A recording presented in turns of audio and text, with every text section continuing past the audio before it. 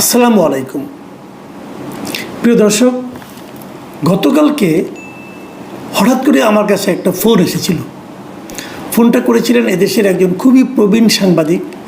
উনি একসময় ইত্তেফাকে চাকরি করতেন। ওনার বয়স এখন প্রায় 88। ওনার নামটা বললাম না, কারণ আমি ওনার কাছ থেকে অনুমতি নেইনি নামটা বলার, এই জন্যই বললাম না। তো উনি আমাকে ফোন করে যে জিনিসটা জানতে চাইলেন যে তুফাইল আহমেদ কি মারা গেছেন। তো আমি বললাম কি না, আমি যতটুকু জানি যে উনি তো এখনও মারা গেছেন বলে ডিক্লেয়ার্ড না, ঘোষিত হননি। উনি বললেন যে আমি একটা ভিডিও দেখলাম, সেখানে একজন লোক বলছে কেঁদে কেঁদে যে তুফাইল আহমেদ মারা গেছেন এবং ওনার লাশ দেওয়া হচ্ছে না, এবং মানে কেন দেওয়া হচ্ছে না, সরকার কি ভয় পাচ্ছে কি না, ওনার জানা যায় কত লোক হতে পারে, এই সমস্ত নানা ধরনের কথা, চিকিৎসার কেউ খরচ বহন করেন, এই ধরনের নানা ধরনের মানে আবেগপূর্ণ কথাবার্তা বলেছেন। তো এই জন্য আপনাকে আমি ফোন করলাম। এবং সেই সঙ্গে উনি এটাও জানালেন, উনি অনেক দিনের পুরনো সাংবাদিক, তো উনি একসময় ইত্তেফাকে চাকরি করতেন এবং ইত্তেফাকে থাকাকালীন উনি দেখেছেন যে বঙ্গবন্ধুর সঙ্গে মানিক মিয়ার সম্পর্ক, এটা উনি নিজের স্বচক্ষে দেখেছেন। এবং উনি এটাও বললেন যে বঙ্গবন্ধু নাকি নিজে বলেছেন যে তার দুটো হাত, একটা ডান হাত হলো তাজউদ্দিন আহমেদ এবং বাম হাত হলো তুফাইল আহমেদ। মানে তুফাইল আহমেদকে উনি এতটাই গুরুত্ব দিতেন। আমাদের স্বাধীনতা যুদ্ধ এবং তার আগের যে গণ অভ্যুত্থান, সেখানেও তুফাইল আহমেদের ভূমিকার কথা কিন্তু আমরা সবাই জানি। মধ্যে কথা যে বাংলাদেশের যে ইতিহাস, সেই ইতিহাসের একটা গুরুত্বপূর্ণ নাম হচ্ছে জনাব তুফাইল আহমেদ। সেই তুফাইল আহমেদ কি মারা গেছেন কি না, এটা নিয়ে গত কয়েকদিন ধরে কিন্তু আলোচনা চলছিল। যেহেতু কোনো সুস্পষ্ট বক্তব্য পাওয়া যাচ্ছে না, খুব বেশি একটা আলোচনাও হচ্ছে না, মেইন স্ট্রিমের যারা পত্রিকাগুলো আছে তারাও এটা নিয়ে কোনো নিউজ করছেন না। তো এটা নিয়ে আমি নিজেও একটু কনফিউজ ছিলাম, এবং আমাদের ওই সাংবাদিক ভাইয়ের কথা শুনে আমি নিজে আরও একটু কনফিউজ হলাম। তবে আজকে আমি একটু খোঁজখবর নেওয়ার চেষ্টা করেছি, সে আলোচনায় আসছি। আমরা কিন্তু দেখি এখানে যে নানা ধরনের লোক, কে অসুস্থ হলো, কে পুলিশের হাতে মার খেলো, কে কোথায় যে মানে আপনার আহত হলো, তারপরে কাকে সিঙ্গাপুর পাঠানো হলো, কাকে সিঙ্গাপুর পাঠানো দরকার, কাকে উন্নত চিকিৎসার জন্য বিদেশে এখনই রাষ্ট্রীয় খরচে পাঠানো দরকার, এই ধরনের বহু ধরনের নিউজকে অন্তত আমরা বড় বড় পত্রিকায়, মেইন স্ট্রিমে যে বড় পত্রিকা যেগুলো নিজেদেরকে মানে মনে করেন যে সাংবাদিকতার আদর্শ হিসাবে প্রচার করতে পছন্দ করেন, সেই ধরনের পত্রিকা পর্যন্ত নিয়মিত নিউজ হয়। এবং ওখান থেকে তারা যখন ফেরত আসেন তখন তো বড় বড় ছবি দিয়ে নিউজ হয়। কিন্তু তাদের সকলের দৃষ্টি থেকে তুফাইল আহমেদ এতই অচ্ছুত একজন ব্যক্তি যে তার নিউজ কাউকে দিতে হবে না। যদি দেওয়াও হয় তাহলে সেই সাতের পাতায় অথবা মফস্বল পাতার নিচে সিঙ্গেল কলামে নিউজ থাকতে হবে। তুফাইল আহমেদের গুরুত্ব কি তাদের কাছে ফুরিয়ে গেল, নাকি তারা তুফাইল আহমেদের নিউজ করতে মবের ভয়ে আক্রান্ত হচ্ছেন? তুফাইল আহমেদ সম্বন্ধে বলতে গেলে কি মবের ভয় আপনাকে আক্রান্ত করে? তুফাইল আহমেদ কি এমন কিছু করেছেন যার জন্য ওনার কথা বলা যাবে না? একটা মানুষের জীবনের কোন অধ্যায়টা গুরুত্বপূর্ণ? আজকে যে ভালো কাজ করছে, সে যে গতকালকে খারাপ কাজ করেছিল সেটা গুরুত্বপূর্ণ, নাকি গতকাল যে ভালো কাজ করেছিল তার কোনো একটা কাজ নিয়ে কেউ কেউ অভিযোগ করছে সেটাই গুরুত্বপূর্ণ? এই আলোচনাটা কিন্তু আসলে ইম্পর্টেন্ট। তুফাইল আহমেদ কোথায় আছেন? তুফাইল আহমেদ কি বেঁচে আছেন? তুফাইল আহমেদ কি মরে গেছেন? খবরটা নিয়ে কেন এত আলোচনা হচ্ছে? সে আলোচনা আমি তুফাইল আহমেদের খবরটা শেষে দেবো, তার আগে আমি বলছি এই আলোচনাটা হচ্ছে কেন। আলোচনাটা হচ্ছে এই কারণে, এর আগে গত কয়েকদিনের মধ্যে, এক সপ্তাহের মধ্যেই আপনারা জানেন যে সাবেক শিল্পমন্ত্রী নুরুল মজিদ হুমায়ুন উনি মারা গেছেন। ওনার মৃত্যুটা কীভাবে হয়েছে আপনারা সবাই দেখেছেন, সেটাও কিন্তু খুব একটা গুরুত্ব পায়নি। ওনার মৃত্যুটা হয়েছে, উনি কিন্তু একজন মুক্তিযোদ্ধা ছিলেন, মাথায় রাখবেন। নুরুল মজিদ হুমায়ুন একজন বীর মুক্তিযোদ্ধা। এখন আমাদের দেশের বাস্তবতাটা এমন দাঁড়িয়েছে এখন যে মুক্তিযোদ্ধা এই কথাটা বলতেও লোকে ভয় পায়, যে আমি যে মুক্তিযোদ্ধা ছিলাম তাহলে কি আমি অপরাধ করেছি? যিনি আলবদর ছিলেন তিনি বুক ফুলিয়ে বলেন আমি আলবদর ছিলাম, কোনো সমস্যা নেই। কিন্তু যিনি মুক্তিযোদ্ধা ছিলেন উনি ভয় পান। যিনি রাজাকার ছিলেন উনি বুক ফুলিয়ে বলেন আমি রাজাকার ছিলাম। কিন্তু যিনি মুক্তিযোদ্ধার কমান্ডার ছিলেন উনি বলতে ভয় পান আমি মুক্তিযোদ্ধার কমান্ডার ছিলাম। এই বাস্তবতা এই দেশে কে তৈরি করেছে? দেশটা যারা স্বাধীন করলো তাদের ব্যাপারে এরকম নেগেটিভ কথাবার্তা বলার এই যে মানসিকতাটা, এটা কি করে দেশে তৈরি হলো? এই প্রশ্নের মুখোমুখি একদিন কিন্তু দায়িত্বপ্রাপ্ত যারা আছেন তাদেরকে হতে হবে। যাক, সে আলোচনা পরে করি। আমি আগে নুরুল মজিদ হুমায়ুন সম্পর্কে বলি। ওনার বাড়ি নরসিংদী। উনি মারা গেছেন, উনি শিল্পমন্ত্রী ছিলেন। উনি কিভাবে মারা গেলেন কেউ জিজ্ঞাসা করেছেন? মৃত্যুর সময় আমরা একটা ছবি দেখলাম, ঢাকা মেডিকেল কলেজ হাসপাতালের বেডে, কোনো কেবিনে নয় কিন্তু, একটা বেডে উনি অপরিচ্ছন্ন একটা মানে আপনার বিছানার উপর উনি পড়ে আছেন, পাশে একটা আধা খাওয়া পানির বোতল এবং ওনার হাতে হাত করা। যার হাতে হাত করা তিনি মৃত। মৃত মানুষের হাতে হাত করা কেউ দেখেছেন কখনো এই জীবনে? আমরা দেখলাম।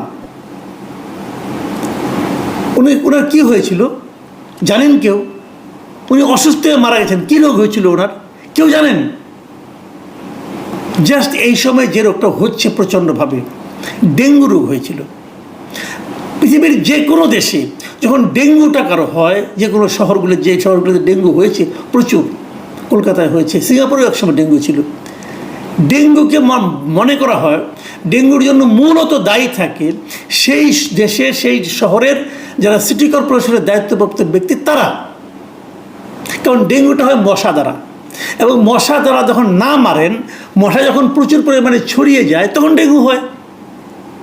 আমাদের ঢাকায় 2টা সিটি কর্পোরেশন আছে। 2 সিটি কর্পোরেশনেই যারা মশা মারার দায়িত্বে আছেন সিটি কর্পোরেশনের, তারা মারেন না। এক সিটি কর্পোরেশনের 2 সিটি কর্পোরেশনের দায়িত্ব এটা স্থানীয় সরকারের অধীনে। একটাতে তো ইশাক সাহেবকে মেয়র বানানো নিয়ে বিরাট ঝামেলা, দিবেন না, উনি ওনার নিজের পছন্দের ব্যক্তিকে দিবেন। আরেক জায়গায় উনি চিঠি লিখে পাঠিয়েছেন যে উনি খুব ভালো মানুষ, ওনাকে দেওয়া হোক। এবং 2 মেয়র এবং ভারপ্রাপ্ত প্রশাসকের পাল্লায় পড়ে ঢাকা শহরে ডেঙ্গু অতীতের যে কোনো সবর চেয়ে এখন বেশি। অন্য কোনো সরকার থাকলে এটা নিয়ে হইচই হতো। যে সে ডেঙ্গুতে উনি মারা গেছেন। রোগটা হওয়ার পর ওনাকে 3-4 বার এই যে মেডিকেল বিশ্ববিদ্যালয় যেটা আছে আমাদের, যেটা আগে নাম ছিল বঙ্গবন্ধু মেডিকেল বিশ্ববিদ্যালয়, এখন নাম হয়েছে বাংলাদেশ মেডিকেল বিশ্ববিদ্যালয়, নাম পরিবর্তন হয়েছে।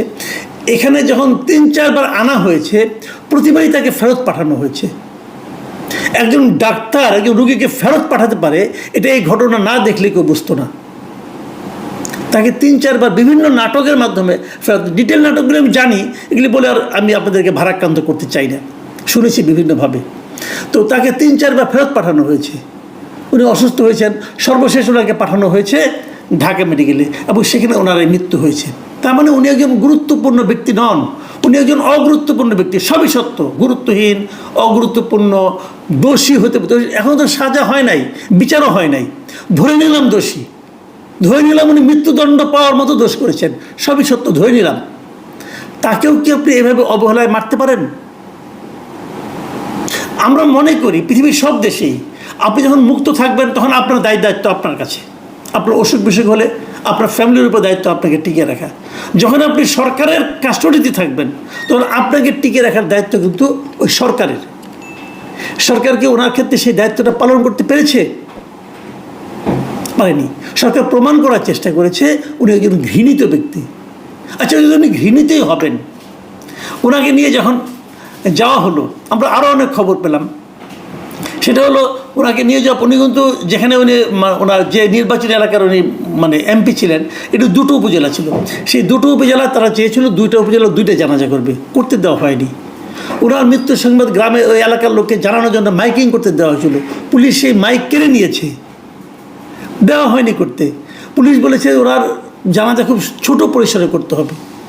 শেষ পর্যন্ত সেই ছোট পরিসরে জানাজা হয়েছে ওনার নিজের গ্রামে। কত লোক হয়েছিল?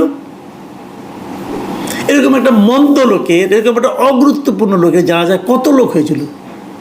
আমি কেবল আপনাদের 2টো ছবি দেখাই, ছবিগুলো আপনারা দেখেন, ছবি দেখলে বুঝবেন যে কত লোক হয়েছিল। তো এত লোক যার জানাজায় হয়, এটা কেন হয়? এত লোকের জানাজা হওয়া মানে কি উনি নির্দোষ তা কিন্তু আমি বলছি না, বাট আমি বলছি যে ওনার প্রতি এই রাষ্ট্র, এই সরকার যে সুবিচার করেনি, অথবা ওনার যা প্রাপ্য, যে সেবা পাওয়াটা প্রাপ্য ছিল সেটা যে করেনি, তার প্রতিবাদেই কিন্তু এত লোক হয়েছিল। আমি যে কথা বলছিলাম, যে কথা শুরু করেছিলাম, সে কথায় আবার আসি। তোফায়েল আহমেদ, উনি এই মুহূর্তে যতটুকু আমি জেনেছি স্কয়ার হাসপাতালে আছেন এবং উনি ক্লিনিক্যালি ডেড। এখন প্রশ্ন উঠতে পারে, ক্লিনিক্যালি ডেড মানে কি? ডেড মানে উনি আসলে এখন মেশিনটা খুলে নিলে উনি মারা যাবেন, উনি এই অবস্থায় আছেন। প্রশ্ন হলো উনি কতদিন ধরে ক্লিনিক্যালি ডেড আছেন? কেউ জানেন? আপনাদেরকে কেউ জানিয়েছে? কোনো একটা মিডিয়া জানিয়েছে আপনাদেরকে উনি কতদিন ধরে ক্লিনিক্যালি ডেড আছেন? কেউ জানায়নি। তাদের কোনো দায় দায়িত্ব নেই। তোফাল আহমেদের মতো একজন লিডারকে ওনার যে কী অবস্থা, শারীরিক কন্ডিশনটা কী, এটা জানানোর কেউ কোনো প্রয়োজন বোধ করেনি। কেন? ওনার কি সুচিকিৎসার জন্য বাইরে নেওয়া দরকার ছিল? আমি বলতে পারবো না, কিন্তু ছিল কি? কেউ কি সেই নিউজটাও করেছেন? তাও করেননি। তবে আমরা জানি যে নুরুল হক নূর ওনাকে চিকিৎসার জন্য বাইরে নেওয়া হয়েছিল, আবার উনি আজকে এসেছেনও বটে, কোনো সমস্যা নেই, ওনারা বড় নেতা, অবশ্যই ঠিক আছে। কিন্তু এই দেশটা জন্মের সময় যে লোকগুলি জড়িত ছিলেন তাদের ব্যাপারে এই অবহেলাটা কেন? প্রিয় দর্শক, আমি সেই কথাটাই বলে শেষ করব যে কেন এই সমস্ত গোপনীয়তা, কেন এমন ঢাক ঢাক গুড়গুড়, কেন এমন অবহেলা? অনেকে এমন কথাও বলছেন যে ওনার মৃত্যু সংবাদ শুনলে হয়তো অনেক লোকে ভিড় করবে, ভোলায় ওনার জানাজা করতে দেওয়া হবে কিনা সেটা নিয়ে আলোচনা হচ্ছে, নাকি ঢাকায় হবে, ভোলায় হলে জনসমুদ্র হবে কিনা সেটা নিয়েও অনেকে ভয় পাচ্ছেন, লজ্জা পাচ্ছেন। আমি জানি না কোথায় কি। আমি কেবল এটুকুই বলতে চাই যে দেশটা তো এখন আমরা একটা শান্তির দিকে যাচ্ছি, এরকমই তো দাবি করা হচ্ছে, তাই না?